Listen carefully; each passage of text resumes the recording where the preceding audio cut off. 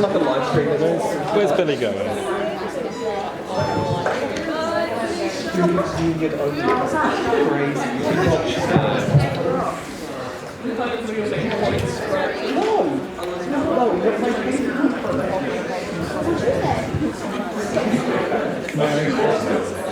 Yeah, they were. Yeah, I only printed 3, one for comms and then one for you.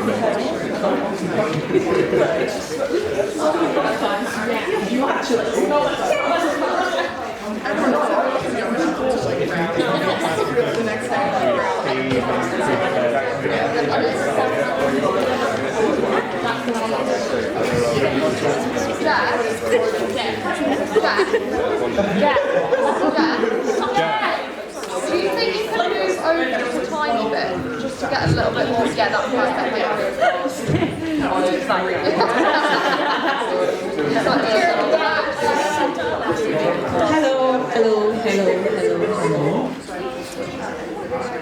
Hello.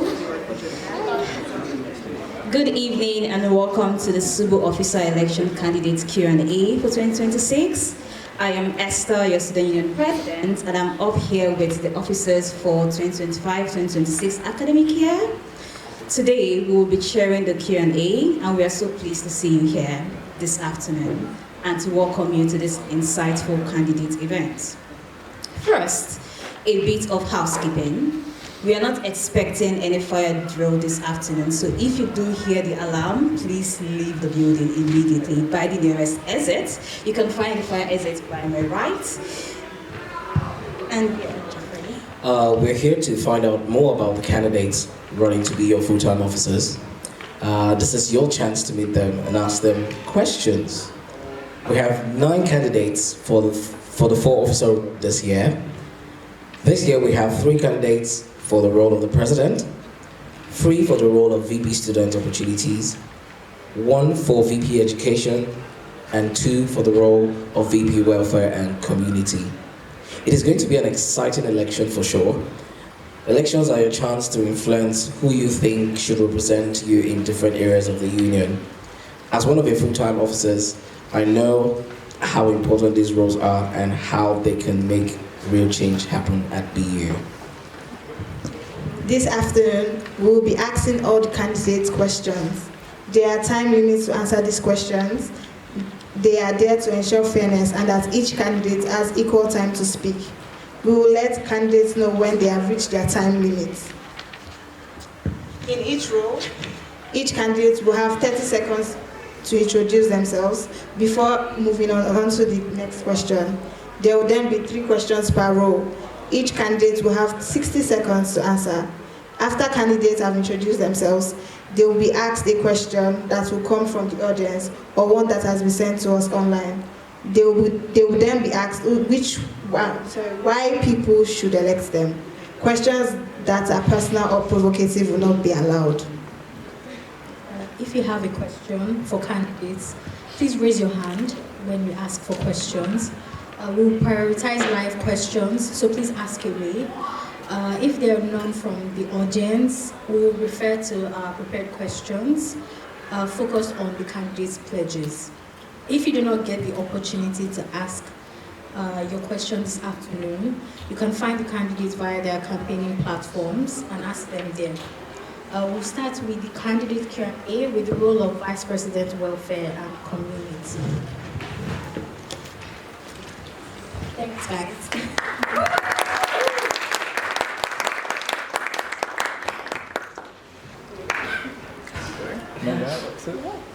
Just go. Alright, so for the role of Vice President Welfare and Community, we have 2 candidates and we open nominations. So here with us this evening is Alexander, Desmond, and Tom Day. Please give them a round of applause.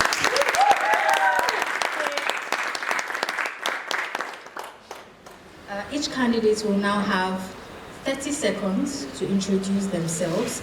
We'll start with Alexander.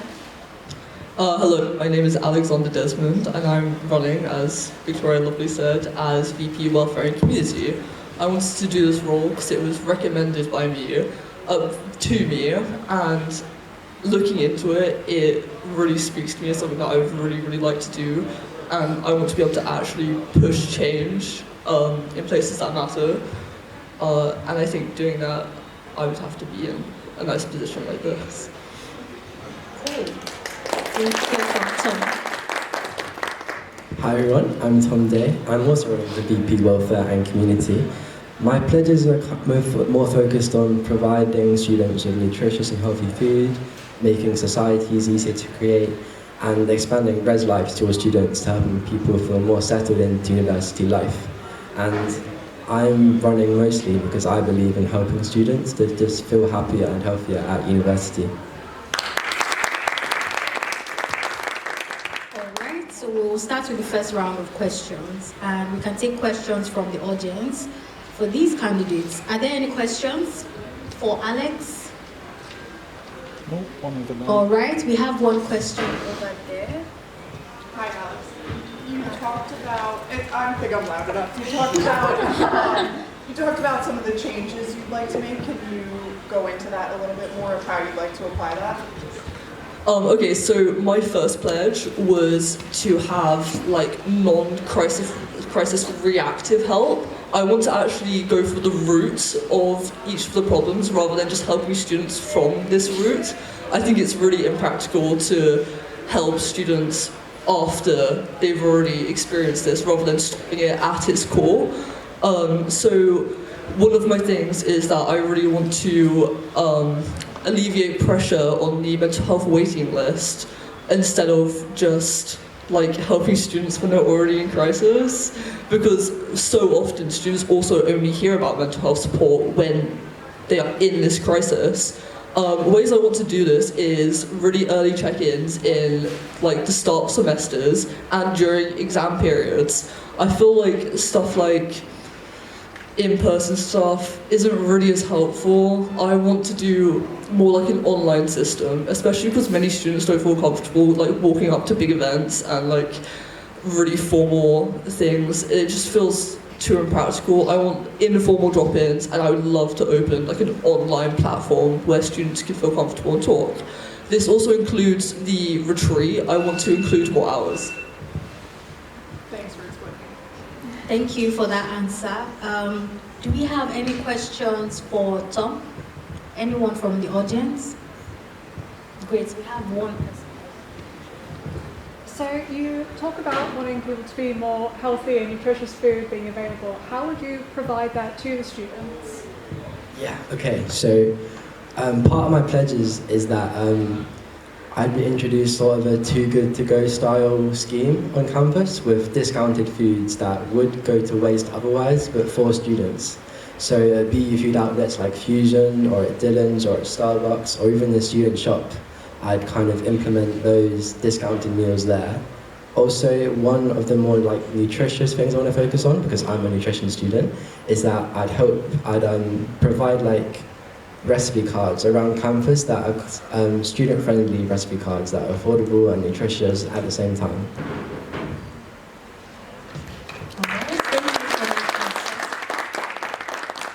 We'll now go through the second round of questions. Again, if there are any questions from the audience, please raise your hands, and we'll start with Alexander. Any questions? All right, so starting with Alexander, your pledges specifically mention students who feel isolated, misunderstood, or invisible. What would you aim to do to reach those students and ensure they engage with SUBU? So one of the biggest challenges with welfare that I've seen at SUBU experiences is that students who really need it are the least likely to engage. So what I want to do is meet students where they are rather than encouraging them to always come to us. So this includes like drop-ins, maybe at accommodations, like having like a little room that people can go to, like I was saying before, like informal drop-ins. And I also want to hold meetings with committee members of societies, because I often find that like January starters have a really hard time making friends, and sometimes clubs feel like a little bit too close-knit. It's really hard to make friends in there when everyone's already made these friends. So I want to hold many meetings of inclusivity training and make sure that no one is left out. Right, thank you for that answer. Do we have any questions for Tom? Anyone from the audience? Okay. Hi, Tom. You have pledged to make Res Life BU available to all students, including those in private accommodation or on satellite campuses. What would Res Life for everyone look like in practice? And what would be your first step to achieving this without overstretching the service? Yeah, so the main problem that I thought was that currently Res Life is only available to students in certain first year halls. So for example, if you're a student parent or you're a commuting student or you're just at an accommodation that isn't covered by Res Life, you don't get the same access that other students do. So I thought to make people feel more settled into university life, I would put Res Life into the satellite campuses, because they're, as I say, they're focused on those specific halls of residence, and I would expand it so that all students, so that they'd be able to opt into Res Life services and potentially have someone being their like mentor, so that as maybe a second year student, they'd be able to talk to them. But in order to stop overstretching Res Life, I would create more roles for maybe students who want to volunteer or part-time, that sort of thing. Thank you.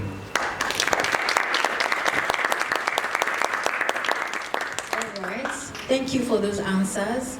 We will now ask each of the candidates why you should vote for them to be the next Vice President, Welfare and Community. We'll start with Alexander. I think you should vote for me because I know how SUBU works. I know what to do, how to get change to happen, and all that stuff. Vote for me if you actually want to see change happen.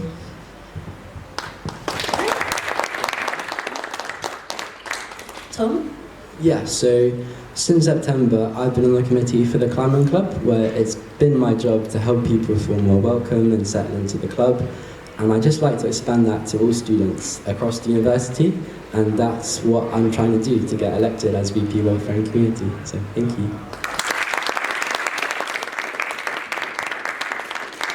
All right, we will now close this segment. Thank you. You may return to your seats.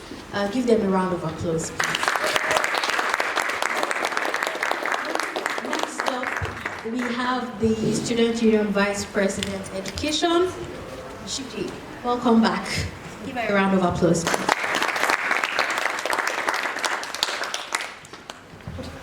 For the role of SUVP Education, we have one candidate and reopened nominations. However, the candidate Fatin Halimadi is unwell and she cannot make it for the candidates Q&A. We hope that she gets better soon.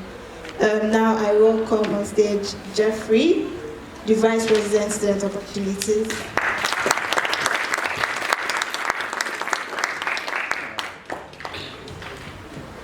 For the SUVP Student Opportunities, we have 3 candidates and reopened nominations run. Here with us tonight is the first candidate, Alexi Wolf.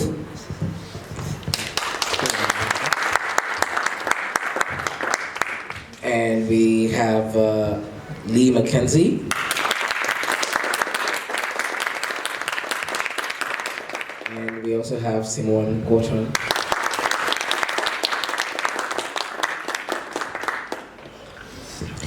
Now each candidate will have about 30 seconds to introduce themselves, and we'll start with the first. Alexi, introduce yourself. Hi, I'm Alexi Wolf. I am a third-year media production student, and I've been working with SUBU for the past 2 years now in various roles and positions, and I've been doing that and seeing that. I've seen all the gaps and the opportunities that are being missed by students, whether they know they're there or they're simply just not available at the moment, and my goal is to try and improve not just the educational experience and the experience at university, but the opportunities that the uni can provide that will help you beyond university. Thank you. Lee? Hi, Hi everyone, my name is Lee Mackenzie and I'm super excited to be running to be your next VP of Student Opportunities. So before I came to BU, I was super nervous. I was scared I wouldn't find my people, and then when I came, I found opportunities that led me to finding the people that I needed and wanted. And now I want to improve those opportunities so that every student can find their people and to progress and grow, not just educationally, but in their soft skills and everything else that they want to improve while they're here. Next up, Simone. Hi guys, I'm Simone. A little bit about me. I'm a final year TV production student. I'm also on the basketball team here. I just love being part of teams, whether that's production teams or sports teams, and I would think everyone needs to be in a team at some point in their life. So I'm hoping to create opportunities for all students to do that. Thank you. Okay, we will now take questions from the audience for these candidates. Are there any questions for Alexi? Okay.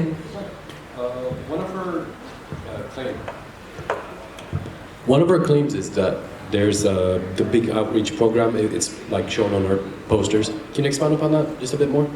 So the big outreach is supposed to be an opportunity for us to bring in professionals from every course, for you to come and meet them, to learn about the placement opportunities they have, the work they have that is particularly targeted towards graduates, and also having them to come in not just to talk about their own journey and how they found work, but showing you how you can find it with them and giving you more chances to be able to push beyond university, offering certificates, potential awards, things like that that will allow you to have more behind your back than just a bachelor's degree at the end of the day. Thank you so much. A round of applause for her, please. Any questions for Lee? Okay. You've been part of many opportunities. What opportunities would you like to bring to SUBU and the university so other people can find their people as well?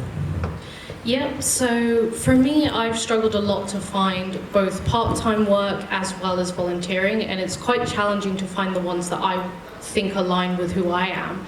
And while I was scrolling on the volunteering hub, although there is a very vast amount of opportunities that are available, I noticed that some of them are quite niche to certain groups of interests.